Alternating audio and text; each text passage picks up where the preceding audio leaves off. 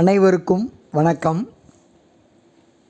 இன்றைக்கி நம்ம பார்க்க போகிறது internal reconstruction of a company. இந்த இன்டர்னல் ரீகன்ஸ்ட்ரக்ஷன் அப்படிங்கிறது எப்போ செயல்படுத்துவாங்க அப்படின்னா, ஒரு நிறுவனமானது தொடர்ச்சியாக நட்டத்திலேயே இயங்கி கொண்டு இருந்தால், ஒரு 4-5 ஆண்டுகளாக தொடர்ந்து நட்டத்திலேயே வந்தால் எல்லாருக்குமே அது ஒரு திருப்திகரமான ஒரு நிலைப்பாடு இருக்காது. அப்போ அந்த கம்பெனியை வைண்டப் பண்ணுறதை தவிர வேறு ஆப்ஷன் அவங்களுக்கு கிடையாது. அப்படி வைண்டப் பண்ணணுன்னு முடிவு எடுத்துட்டாங்க அப்படின்னா, அதுக்கு முந்தின ஸ்டேஜுக்கு பேர் தான் இன்டர்னல் ரீகன்ஸ்ட்ரக்ஷன். தொடர்ச்சியாக நட்டம், சரி ரைட்டு, நட்டத்துலேருந்து ரெக்கவர் ஆக முடியல, அப்போ கடைசியாக ஒரு சான்ஸ், ஏதாவது ஒன்று பண்ணி லாபத்தில் வருமா அப்படின்னு சொல்லி ஒரு ட்ரையல் பார்க்குறதுக்கான ஒரு மெத்தட் தான் இன்டர்னல் ரீகன்ஸ்ட்ரக்ஷன். இதில் நம்ம என்ன செய்ய போகிறோம் அப்படின்னா, நம்மள்கிட்ட யாரெல்லாம் நமக்கு கடன் கொடுத்தாங்களோ அவங்களெல்லாம் போய் உங்கள் கடன் தொகையை கொஞ்சம் குறைச்சிக்கோங்க, இந்த மாதிரி எங்கள் கம்பெனியானது நட்டத்தில் ஓடிக்கிட்டு இருக்குது, இந்த நட்டத்தில் இருந்து கொஞ்சம் ரெக்கவர் ஆகணும் அப்படின்னா நீங்கள் கடன் தொகையை கொஞ்சம் குறைச்சிக்கிட்டிங்கன்னா அந்த குறைச்ச தொகையை வச்சு நாங்கள் ஏதாவது லாபம் ஈட்ட முடியுமான்னு பார்ப்போம் அப்படின்னு சொல்லி அவங்ககிட்ட ஒரு கோரிக்கையை நம்ம வைக்கிறோம். அவங்க ஓகே அப்படின்னு சொன்னாங்கன்னா, ஷேர் ஹோல்டர், கிரெடிட்டார், மற்ற லைபிலிட்டிஸ் என்னென்ன இருக்கோ அதை அவங்களெல்லாம் கூப்பிட்டு உங்களுடைய லைபிலிட்டிஸில் ஒரு பகுதியை கம்பெனிக்காக விட்டு கொடுங்க அப்படின்னு சொல்லணும். இந்த விட்டு கொடுக்குற தொகையை எல்லாத்தையுமே எடுத்துகிட்டு போய் தனியாக ஒரு அக்கௌண்ட்டில் வச்சுருந்து அந்த அக்கௌண்ட்டில் இருக்கக்கூடிய மொத்த அமௌண்ட்டை வச்சுக்கிட்டு கம்பெனியுடைய அசட்ஸில் தேவையில்லாத அசட்ஸ், ஃபிக்டீசியஸ் அசட்ஸ்ன்னு சொல்லுவோம், இந்த மாதிரி அசட்ஸ் ஏதாவது இருந்ததுன்னா அதை எடுத்துட்டணும், ரைட் ஆஃப் பண்ணிடணும். இந்த கான்செப்டுக்கு பேர் தான் இன்டர்னல் ரீகன்ஸ்ட்ரக்ஷன். இப்படி செஞ்சதுக்கப்புறம் பார்த்திங்கன்னா கம்பெனியினுடைய பேலன்ஸ் ஷீட்டு இன்னும் கொஞ்சம் வலுப்பெறும், ஸ்ட்ராங் ஆயிடுச்சுன்னா நம்ம பேங்க்கில் திரும்ப லோன் அப்ளை பண்ணி கொஞ்சம் ஏதாவது பிஸ்னஸை பிக்கப் பண்ணுறதுக்கு ஏதாவது ஐடியா பண்ணலாம். ஸோ இதுதான் இன்டர்னல் ரீகன்ஸ்ட்ரக்ஷனுடைய கான்செப்ட்ஸ். இப்போது method of alteration of share capital, என்னென்ன மெத்தட்லாம் ஒரு கம்பெனியினுடைய ஷேர் கேபிட்டலை ஆல்ட்ரு பண்ணலாம் அப்படிங்கிறத சொல்லியிருக்கிறாங்க. Increasing the share capital by fresh issue. ஏற்கனவே 1 லட்ச ரூபாய்க்கு ஷேர்ஸ் இருக்குது அப்படின்னா இப்போது ஒரு 20,000 ஷேர்ஸ் அடிஷ்னலாக இஷ்யூ பண்ணுறாங்கன்னா அப்போ அவங்களுடைய ஷேர் கேபிட்டல் என்ன ஆகுது, மாறுது, ஆல்ட்ரேஷன் ஆகுது. அடுத்து second point, consolidation of shares of smaller value into shares of greater value. 10 ரூபா இருக்கக்கூடிய ஷேர் கேபிட்டல், 10 ரூபான்னு இருக்கக்கூடிய ஒரு பங்கினுடைய மதிப்பை 50 ரூபா அல்லது 100 ரூபா அப்படின்னு மாற்றினாலும் கம்பெனியினுடைய ஷேர் கேபிட்டல் மாறும். Subdivision of shares of greater value into smaller value. 1000 share issue பண்ண இடத்துல 1000ங்கிறத 500 ஷேராக மாற்றலாம், இல்லை 2000 ஷேராக மாற்றலாம். நம்பர் ஆஃப் ஷேர்ஸை கூட்டலாம், குறைக்கலாம், அப்பவும் அவங்களுடைய ஷேர் கேபிட்டல் மாறும். Conversion of shares into stock. 10 ரூபா மதிப்புடைய ஷேர் 10 இருக்குது அப்படின்னா அந்த 10ஐயும் ஒன்றா சேர்த்து ஒரு ஸ்டாக்காக கன்வெர்ட் பண்ணுறது. அப்படி கன்வெர்ட் பண்ணாலும் ஷேரோட வேல்யூ மாறும். Reduction or cancellation of share capital. 10 ரூபா மதிப்புடைய ஷேரை குறைச்சிடுறது, வேல்யூவே குறைச்சிடுறது. 10 ரூபாங்கிறத இனிமேலேருந்து 8 ரூபா அப்படின்னு குறைக்கிறது. அப்படி இது பண்ணும்போது என்ன ஆகும் அப்படின்னா, reducing the liability of share capital. அதாவது அன்பெய்டு, ஏற்கனவே பே பண்ணாமல் பார்ட்லி பெய்டப் ஷேர்ஸாக இருந்ததுன்னா ஒரு 2 ரூபா கடைசியில் இன்னும் பே பண்ண வேண்டியது இருக்குது அப்படின்னா அதை நீங்கள் பே பண்ணவே வேண்டான்னு சொல்லிடுறது. Paying back the share capital. 10 ரூபா வாங்கிட்டாங்க அப்படின்னா அதை 2 ரூபாயை திருப்பி கொடுத்துடுறது. Writing off portion of paid up share capital. அந்த ஒரு அன்பெய்டப்பாக இருக்கக்கூடிய அமௌண்ட்டு அல்லது பெய்டப் வேல்யூ 10 ரூபா இருக்கிறத 9 ரூபான்னு திடீர்னு மாற்றிடுறது. 1 ரூபாயை நாங்கள் ரைட் ஆஃப் பண்ணியிருந்தோம் அப்படின்னு சொல்லிடுறது. இது எல்லாமே ரிடக்ஷன் ஆஃப் அல்லது கேன்சலைசேஷன் ஆஃப் ஷேர் கேபிட்டலுங்கிறதுல வரும். இதுதான் procedure for method of alteration of share capital. அடுத்து இந்த ஆல்ட்ரேஷன் பண்ணுறதுக்கு என்ன ப்ரொசீஜர், என்ன ஃபார்மாலிட்டிஸ் ஃபாலோ பண்ணணும் அப்படின்னா, first point, it should be authorised by articles of association. Articles of association of the company இதை மாற்றலாம் அப்படின்னு பெர்மிஷன் கொடுத்துருக்கணும். 2வது பாயிண்ட்டு, ஸ்பெஷல் ரெசல்யூஷன் பாஸ் பண்ணணும். 3வது பாயிண்ட்டு, கோர்ட்டில் இருந்து கன்ஃபர்மேஷன் வாங்கணும். நாங்கள் இந்த மாதிரி ஷேர் கேபிட்டலை ரெடியூஸ் பண்ண போகிறோம் அப்படின்னு கோர்ட்டில் இருந்து பெர்மிஷன் வாங்கணும். எல்லாம் முடிஞ்சதுக்கப்புறம் ஆல்ட்ரேஷன் பண்ணதுக்கப்புறம் அண்ட் ரெடியூஸ்ட் அப்படிங்கிற அந்த வார்த்தையை கம்பெனி பேருக்கு பின்னாடி சேர்க்கணும். ஃபார் எக்ஸாம்பிள் ஏ லிமிடெட் அப்படின்னா ஏ லிமிடெட் அண்ட் ரெடியூஸ்ட் அப்படிங்கிற அந்த வார்த்தையை சேர்க்கணும். இந்த 4 ஃபார்மாலிட்டிஸ் கண்டிப்பாக ஃபாலோ பண்ணணும். ஃபாலோ பண்ணால் தான் ஷேர் கேபிட்டலை ஆல்ட்ரேஷன் பண்ண முடியும். அடுத்து இன்டர்னல் ரீகன்ஸ்ட்ரக்ஷன்னா என்ன meaning? Reduction or writing off share capital of a company which is not represented by any fixed assets. ஒவ்வொரு லைபிலிட்டிக்குமே ஈக்குவலாக அசட்ஸ் இருக்கணும். இதுதான் நம்மளுடைய அக்கௌண்டிங் கான்செப்ட்ஸ். இங்கே நம்ம என்ன செய்ய போகிறோம் அப்படின்னா, எந்தெந்த அசட்ஸுக்கெலாம் வேல்யூ இல்லையோ, வேல்யூ இல்லாத அசட்ஸ் எல்லாம் ரைட் ஆஃப் பண்ண போகிறோம். அதுக்காக லைபிலிட்டி சைடில் இருக்கக்கூடிய ஷேர் கேபிட்டல் வேல்யூவை குறைக்க போகிறோம். அப்படி குறைச்சோம்னா அதுக்கு பேர் internal reconstruction. For example, share capital 10 ரூபா இருக்கிறத 8 ரூபான்னு மாற்றுறாங்க அப்படின்னா 2 ரூபா குறைக்கிறாங்க. அப்போ 2 ரூபா இன்ட்டு 1000 ஷேர் இருக்குன்னா 20,000 ரூபா. 20,000 ரூபா லைபிலிட்டி சைடில் குறையும். அதுக்கு ஈக்குவலாக அசட் சைடில் தேவையில்லாமல் இருக்கக்கூடிய 20,000 ரூபா மதிப்புடைய அசட்ஸை இணைஞ்சிக்கலாம், ரைட் ஆஃப் பண்ணிக்கலாம். இதுக்கு பேர் இன்டர்னல் ரீகன்ஸ்ட்ரக்ஷன். எக்ஸ்டர்னல் ரீகன்ஸ்ட்ரக்ஷன் ஒரு கான்செப்ட் இருக்குது. அது என்ன அப்படின்னா, external ரீகன்ஸ்ட்ரக்ஷனுங்கிறது an existing company goes into liquidation and a new company is formed to take over the business under a new name. ஏற்கனவே நடந்துக்கிட்டு இருக்கக்கூடிய ஒரு கம்பெனியை க்ளோஸ் பண்ணிவிட்டு அந்த கம்பெனி அண்டர்டேக் பண்ணுறதுக்காக புதுசாக ஒரு கம்பெனி ஆரம்பித்தோம்னா அதுக்கு பேர் எக்ஸ்டர்னல் ரீகன்ஸ்ட்ரக்ஷன். ஸோ இன்டர்னல் ரீகன்ஸ்ட்ரக்ஷனுங்கிறது புதுசாக எந்த கம்பெனியும் ஆரம்பிக்கிறதுலாம் கிடையாது. இருக்கிற கம்பெனியில் லைபிலிட்டி சைடில் அசட் சைடில் கொஞ்சம் அட்ஜஸ்ட்மெண்ட் பண்ணுறதுக்கு பேர் இன்டர்னல். எக்ஸ்டர்னல்ங்கிறது இருக்கிற கம்பெனியை க்ளோஸ் பண்ணிடுறது. புதுசாக ஒரு கம்பெனி ஆரம்பித்து அந்த கம்பெனி இருக்கிற கம்பெனியை அண்டர்டேக் பண்ணுற மாதிரி காமிச்சிருந்தோம். இது வந்து எக்ஸ்டர்னல் ரீகன்ஸ்ட்ரக்ஷன். இந்த ரெண்டுக்கு டிஃப்ரென்ஸ் இருக்கா அப்படின்னா, difference between internal reconstruction and external reconstruction. First meaning, இப்போ நம்ம சொன்ன பாயிண்ட்ஸ் தான். Second point, mode of reconstruction. Mode of ரீகன்ஸ்ட்ரக்ஷன்னா அந்த ப்ரொசீஜர்.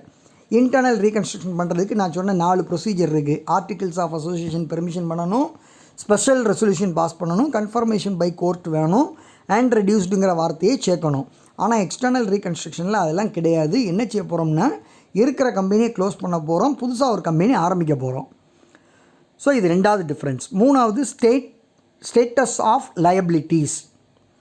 இன்டர்னல் ரீகன்ஸ்ட்ரக்ஷனில் எல்லா லைபிலிட்டியுமே நம்ம வந்து என்ன செய்வோம் அப்படின்னா, பே பண்ண முடியலை அப்படின்னா அது அப்படி தொடர்ந்து கண்டினியூ ஆகிக்கிட்டே இருக்கும்.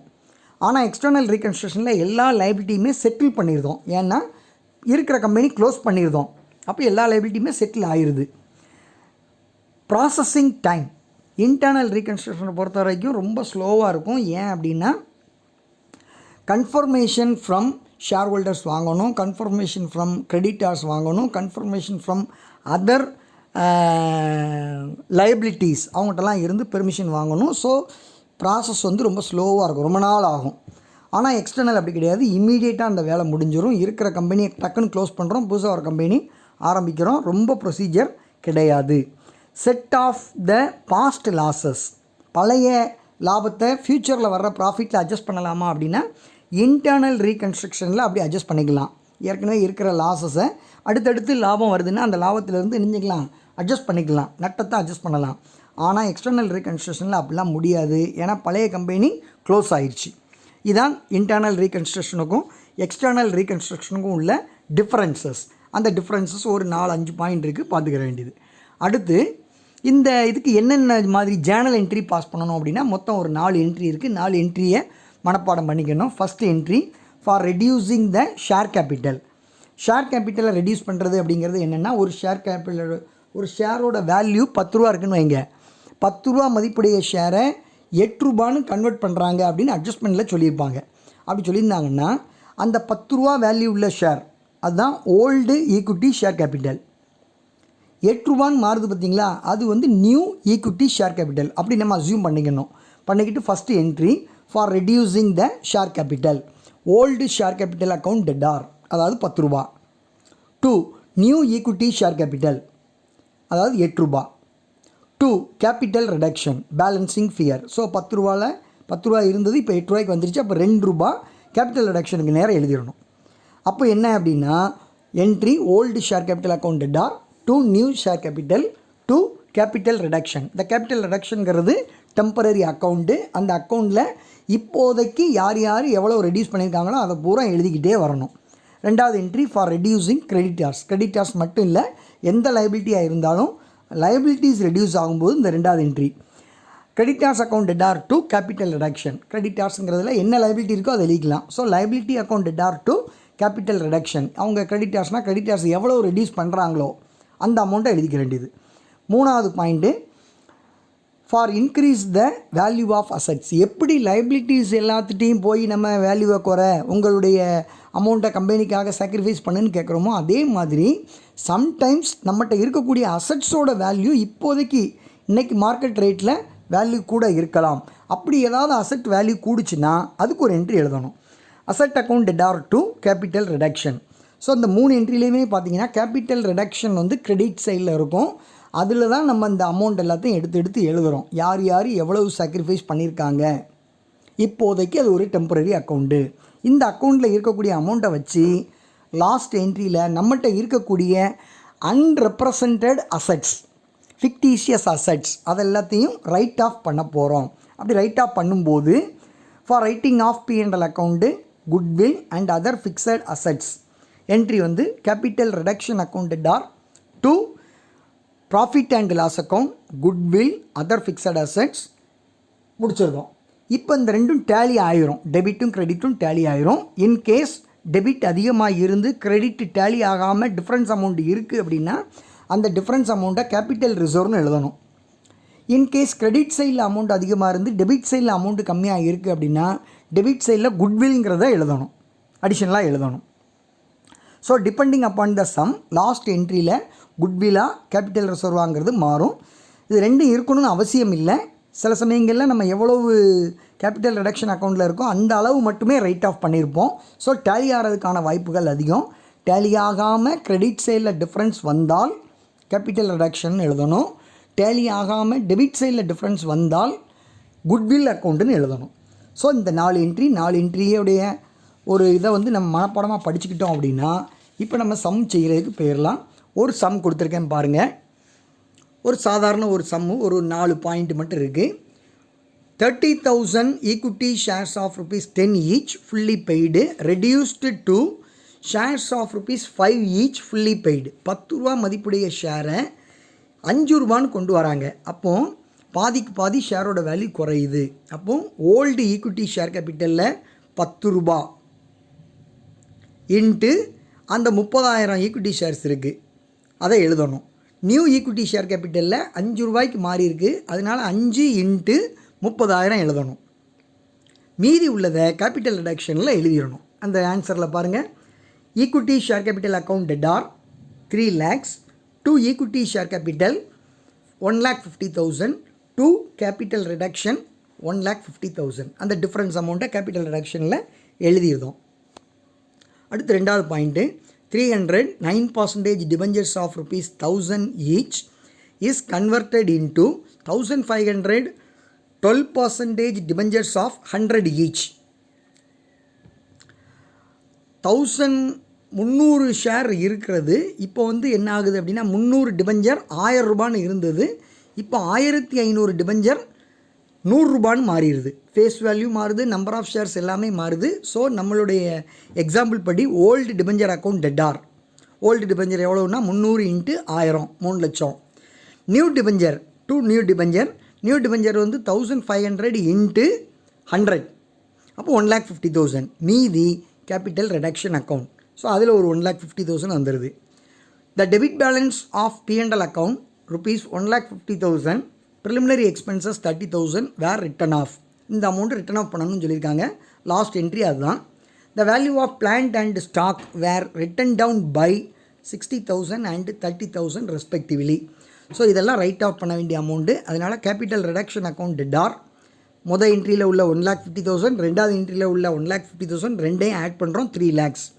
2 என்னென்னலாம் ரைட் ஆஃப் பண்ணணும்னு சொன்னாங்களோ அதை பூரா எழுதியிருந்தோம். 2 plant, stock, preliminary expenses, P&L account இவ்வளோ எழுதிட்டு பேலன்ஸ் பண்ணி பார்க்குறோம். 4வது என்ட்ரியை டிஃப்ரென்ஸ் இன்னும் கொஞ்சம் வருது. கிரெடிட் சைடில் டிஃப்ரென்ஸ் வருது. கிரெடிட் சைடில் டிஃப்ரென்ஸ் வந்தால் கேபிட்டல் ரிசர்வ்னு எழுதணும்னு சொன்னேன். ஏற்கனவே எழுதியாச்சு. 30,000 இருக்குது, எழுதியாச்சு. ஸோ இது ஒரு சாதாரண ஒரு கணக்கு, சிம்பிளாக ஜேர்னல் என்ட்ரி மட்டும் எழுதுறது. இப்போ அடுத்த சம் வந்து இந்த சம்மினுடைய சொல்யூஷன் இதில் கொடுத்துருக்கேன். 3 என்ட்ரி தெளிவாக பார்த்துக்கோங்க. ரொம்ப ஈஸியாக தான் இருக்கும். அந்த ஓல்டு நியூ சேர்க்காமல் இருக்கிறேன், நீங்கள் சேர்க்கணுன்னா சேர்த்துக்கிட்டிங்கன்னா இன்னும் கொஞ்சம் நல்லா புரியும். இப்போ அடுத்த சம் பார்த்தோம்னா ஒரு பேலன்ஸ் ஷீட் மாடலில் இருக்கக்கூடிய ஒரு சம். அதில் பார்த்திங்கன்னா பேலன்ஸ் ஷீட்டில் முதலையே நம்ம என்ன செஞ்சிடணும் அப்படின்னா எதெல்லாம் ஃபிக்டிஷியஸ் அசெட்ஸ் இருக்குங்கிறத நம்ம ஓரளவுக்கு கணிச்சு வச்சுக்கணும். அசட் சைடில் பாருங்கள், குட்வில்னு ஒரு 1 லட்சம் இருக்கா, அதை அவங்க சொல்லாமையே நம்ம ரைட் ஆஃப் பண்ணிடலாம். அது மாதிரி ப்ராஃபிட் லாஸ் அக்கௌண்ட்டுன்னு ஒரு 50,000 இருக்கா, இதையும் நம்ம அவங்க சொல்லாமே ரைட் ஆஃப் பண்ணணும். பட் சம்லையும் சொன்னாலும் சொல்லியிருப்பாங்க. ஈக்விட்டி ஷேர்ஸ் எவ்வளோ இருக்குதுன்னு பார்த்துக்கோங்க. 10 ரூபா மதிப்புடைய ஷேரு 5 லட்சம் ரூபாய்க்கு இருக்குது. அட்ஜஸ்ட்மெண்ட்டில் பாருங்கள், first point to write off goodwill account சொன்னாலும் சொல்லாட்டினாலும் நம்ம ரைட் ஆஃப் பண்ணிடுவோம். To write off debit balance of P&L account அதுவும் ரைட் ஆஃப் பண்ணிடுவோம். To reduce the book value of assets by the following amount. இந்த பை த ஃபாலோயிங் அமௌண்ட்டில் ஒரு விஷயம் இருக்குது. By to increase to by அப்படின்னு கொடுத்தாங்கன்னா அந்த பை பக்கத்தில் என்ன அமௌண்ட் இருக்கோ அந்த அமௌண்ட்டை ஜேர்னலில் எழுதணும்.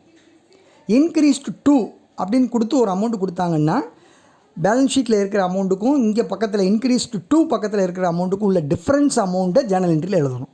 ஸோ 2 ரூல் சொல்கிறேன், நல்லா நோட் பண்ணிக்கோங்க. இன்க்ரீஸ்டு பை அப்படின்னா கிவன் அமௌண்ட் இன் ஜேர்னல், அந்த பை பக்கத்தில் என்ன அமௌண்ட் வந்திருக்கோ அதை ஜேர்னலில் எழுதணும்.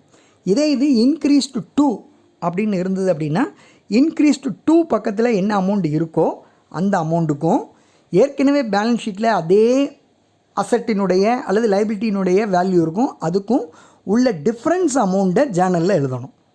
ஸோ இன்க்ரீஸ்டு பைனா டிஃப்ரென்ஸ், இன்க்ரீஸ்டு பை அப்படின்னா given amount in journal, increased 2 அப்படின்னா டிஃப்ரென்ஸ் அமௌண்ட் இன் ஜேர்னல். இந்த பாயிண்ட்டை மனசுக்குள்ளே வச்சுக்கணும். இப்போ இந்த 3வது பாயிண்டில் என்ன சொல்லியிருக்காங்கன்னா to reduce the book value of assets by the following amount. பைனா இந்த கொடுத்த அமௌண்ட்டை ஜேர்னலில் எழுதணும். ஸோ லேண்ட் அப்படின்னா லேண்டில் 42,000 ரெடியூஸ் பண்ணுறாங்க. பிளான்ட்டு 67,000னா பிளான்ட்டில் 67,000 லெஸ் பண்ணுறாங்க. ஸ்டாக் அப்படின்னா ஸ்டாக்கில் 33,000 லெஸ் பண்ணுறாங்க. ஸோ இந்த 3 அமௌண்ட்டுமே ஜேர்னலில் எழுதணும்னு அர்த்தம்.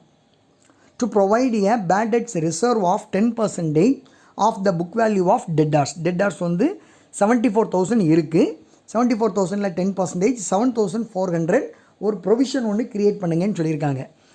ஸோ இப்போது ஜேர்னல் என்ட்ரியுடைய ஆன்சர்ஸ் பாருங்கள், கணக்கினுடைய ஆன்சர் பாருங்கள். முதல் ஜேர்னல் என்ட்ரி கொடுத்துருக்கோம். Equity share capital account debtor to equity share capital 5 ரூபா வேல்யூ டு கேபிட்டல் ரிடக்ஷன் போட்டாங்க. அப்புறம்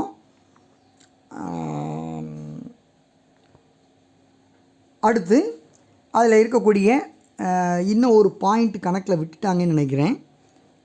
மேலே அட்ஜஸ்ட்மெண்ட்டில் பேலன்ஸ் ஷீட்டுக்கு மேலே பாருங்கள், பேலன்ஸ் ஷீட்டுக்கு மேலே ஒரு பாயிண்ட் கொடுத்துருக்காங்க. Following a series of losses XYZ Company Limited resolved to reduce its share capital 50,000 fully paid shares of for ₹5 shares and to eliminate the share premium account. Share premium அக்கௌண்ட்டில் என்ன amount இருக்கோ அதை ஃபுல்லாக reduce பண்ணிருங்கங்க, eliminate பண்ணிருங்கங்க, right of பண்ணிருங்கன்னு சொல்கிறாங்க. So liability சைடில் பாருங்கள், share ப்ரீமியம்னு ஒரு 50,000 ரூபாய் இருக்குது. அதை அப்போ லைபிலிட்டி நமக்கு ரெடியூஸ் ஆகுதுன்னு அர்த்தம். அதுக்கு ஒரு என்ட்ரி எழுதணும். லைபிலிட்டி ரெடியூஸ்டுக்கு share premium account debtor to capital reduction அந்த 50,000 எழுதியிருந்தோம். 3வது என்ட்ரி வழக்கம் போல் கேபிட்டல் ரிடக்ஷன் அக்கௌண்ட் டெட்டார். மொதல் என்ட்ரியில் ஒரு 2,50,000 இருக்குது, 2வது என்ட்ரியில் ஒரு 50,000 இருக்குது, மொத்தம் 3 லட்சம். அதை வச்சு இவங்க என்னென்ன அமௌண்ட்டு சொன்னாங்களோ சொன்ன அமௌண்ட்டை பூரா ரைட் ஆஃப் பண்ணி விட்ற வேண்டியது. என்னென்ன அசெட்ஸ் எவ்வளோ குறையுது அப்படிங்கிறத பார்த்துட்டு இப்போ ப்ராஃபிட் லாஸ் அக்கௌண்ட்டு குட்வில் அதெல்லாம் சொன்னாலும் சொல்லாட்டினாலும் ரைட் ஆஃப் பண்ணிவிட்டு பேலன்ஸ் பண்ணி பார்க்குறோம். இங்கேயும் கிரெடிட் சைடில் ஆன்சர் வருது. அந்த கிரெடிட் சைடில் வர்ற ஆன்சரை கேபிட்டல் ரிசர்வ்னு எழுதியிருந்தோம். அடுத்த ஸ்லைடில் பேலன்ஸ் ஷீட் எப்படி ப்ரிப்பேர் பண்ணியிருக்காங்கங்கிறத பார்த்துக்கோங்க. ஒவ்வொரு அசெட்ஸ்லேயும் என்ன வேல்யூ குறைஞ்சிருக்கோ அதை குறைச்சி காமிச்சிருப்பாங்க. ஷேர் கேபிட்டல்னால் ஷேர் கேபிட்டலில் புது ஷேர் கேபிட்டலோட வேல்யூ என்னவோ அதை காமிச்சிருப்பாங்க. ஷேர் ப்ரீமியம் ரைட் ஆஃப் பண்ணியாச்சு, அதனால் அதை எழுதியிருக்க மாட்டாங்க. ஸோ பேலன்ஸ் ஷீட்டை ஒரு ரவுண்டு பார்த்துக்கோங்க. இது வரைக்கும் பொறுமையாக இந்த வீடியோவை அப்சர்வ் பண்ணதுக்கு தேங்க்யூ.